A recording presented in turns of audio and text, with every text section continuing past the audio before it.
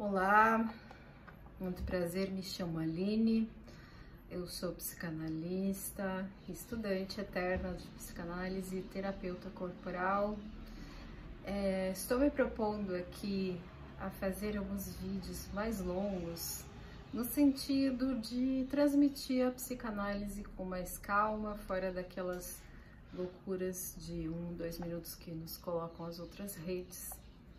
Então, eu vou começar trazendo alguns autores, principalmente autores dissidentes ou autores que são pouco lidos, pouco conhecidos, né? Meu interesse aqui é fazer um contorno da psicanálise num trajeto mais selvagem, digamos assim, mais espontâneo também.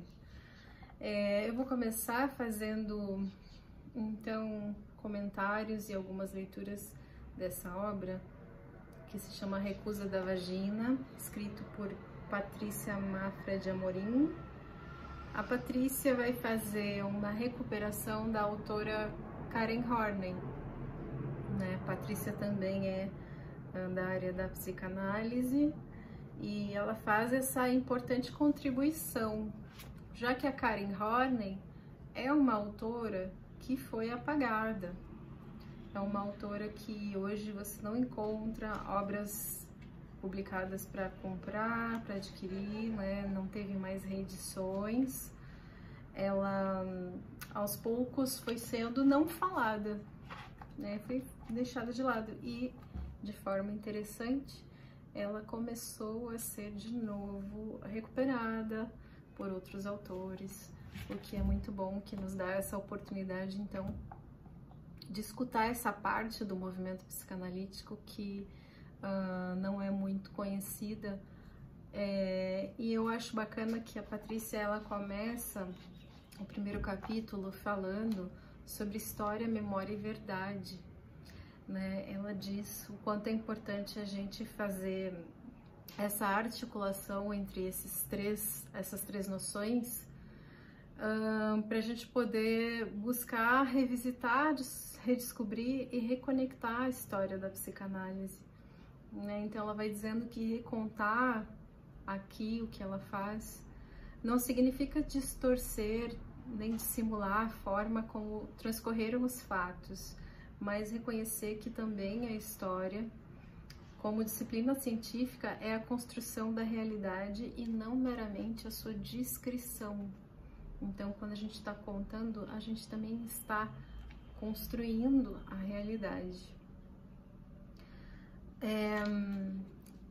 Ela diz também o seguinte, que é muito interessante, né? A evidenciação desse lugar de interpretação nas ciências inaugurou o paradigma interpretativo na história, enquanto uma disciplina.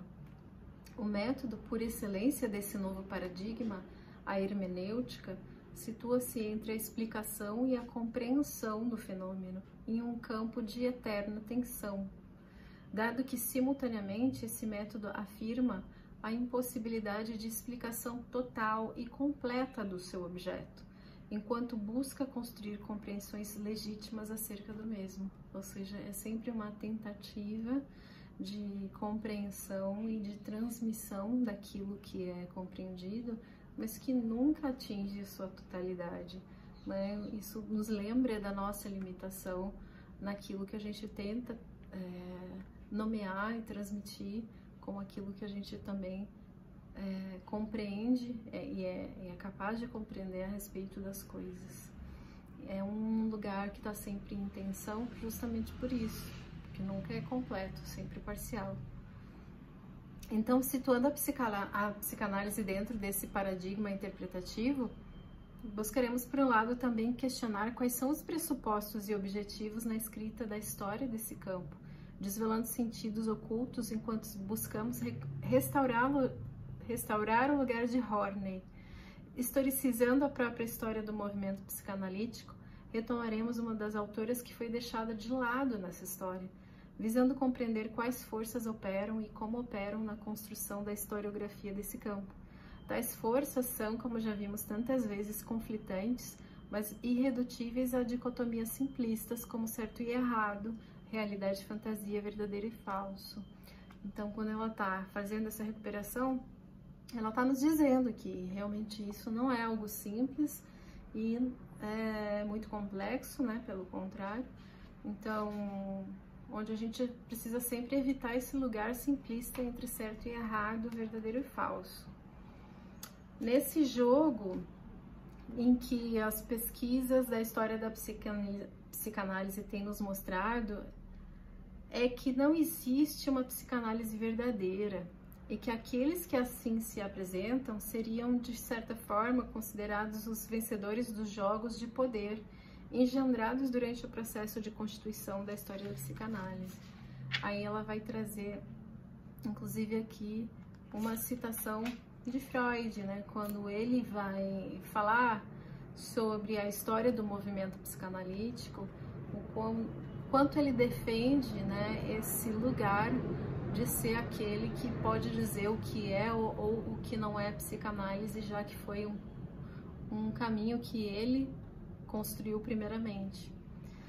Então, ele diz: embora de muito tempo para cá eu tenha deixado de ser o único psicanalista existente, acho justo continuar afirmando que ainda hoje ninguém pode saber melhor do que eu o que é a psicanálise, em que ela difere de outras formas de investigação da vida mental e o que deve ser precisamente denominado de psicanálise e o que seria melhor chamar de outro nome qualquer. Então, essa é uma parte muito interessante que ela traz, justamente porque essa era uma característica de Freud, né? Vocês devem saber que ele rompeu com vários outros psicanalistas, que são os chamados dissidentes, mas dissidentes na perspectiva de Freud. Então, ela vai usar a teoria aqui de Firenze para falar sobre esse processo de Freud, de negar a contribuição de psicanalistas que contrariavam a sua própria maneira de construir a psicanálise. Ela diz, na perspectiva de Firenze, a narrativa historiográfica da psicanálise opera a partir de um dispositivo que poderíamos chamar de desmentido ou de recusa.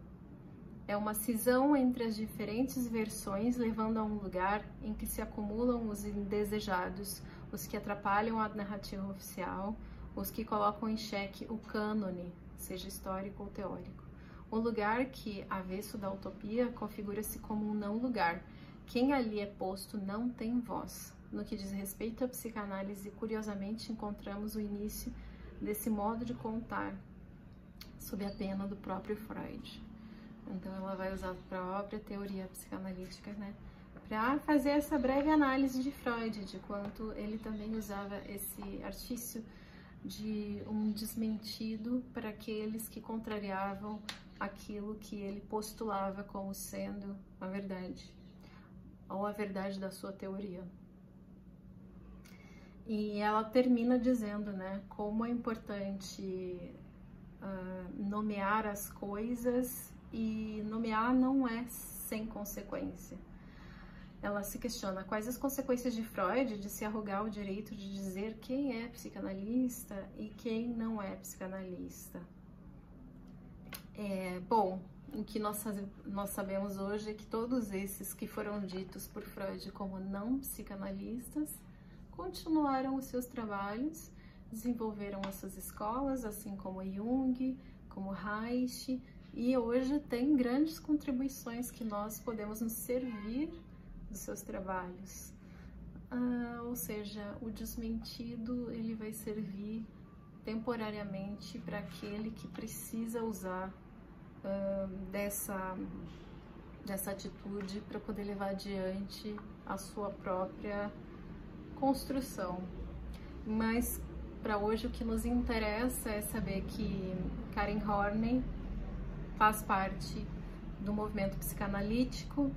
Ela foi fundadora de institutos em Berlim e Chicago, e ela foi a primeira mulher a questionar o falocentrismo na psicanálise, inserindo pautas feministas que, inclusive, eram silenciadas por Freud, né? Ele não respondeu várias das questões colocadas por Karen Horney, ainda que eles fossem contemporâneos, ele a deixou no silêncio. E nós agora vamos aqui recuperá-la, tá bem? Espero que vocês tenham gostado e continuem me acompanhando se isso for interessante. Deixe seus comentários. Se puder, deixa o like, que ajuda, compartilha e vamos indo juntos. Até o próximo vídeo.